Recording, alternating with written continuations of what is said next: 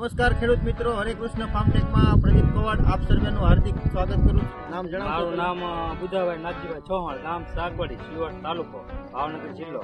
તમારો mobile number 9427398988. ના ખાતર ના 45 દિવસે ખાતર નાખ્યું, નાખ્યા પછી રિઝલ્ટ ગોઠણ આમાં શેણા થઈ ગયા. ફાલ જોવો, ફાલ આમાં આવા શેણા મેં અમારી જિંદગીમાં નહીં જોયા. આવો ફાલ તો શેણામાં તો મારો ફાલ તમને કોઈ હુકારો કે એવું કોઈ જાત નાખ્યા પછી જો અમે 45 દિવસે ખાતર નાખ્યું તે પછી કોઈ જાતની શેણો લીલો સમ કાળો મોય જાણે એક કાતરા ખાતર નાખતા એવું લાગે અમારે જોયા પછી. આપણે તમે ચણામાં નાખ્યું પછી આની પછી નું કઈ ખાતર કે કોઈ વસ્તુ નહીં, કાંઈ નહીં, એમ ના ખાલી 15-20 દિવસ એકદમ પાણ પાયું, બીજું કાંઈ પાણ પીવડાવ્યું ખાલી. કેટલા પાણ પી ગયા છે અને આ ત્રીજું પાણ પાયું છે, ત્રીજું પાણ પાઈ દીધું છે. જે 5 થી ચોથું પાણ પાવાનું છે. ચણામાં અત્યારે ફાલમાન કેવું છે?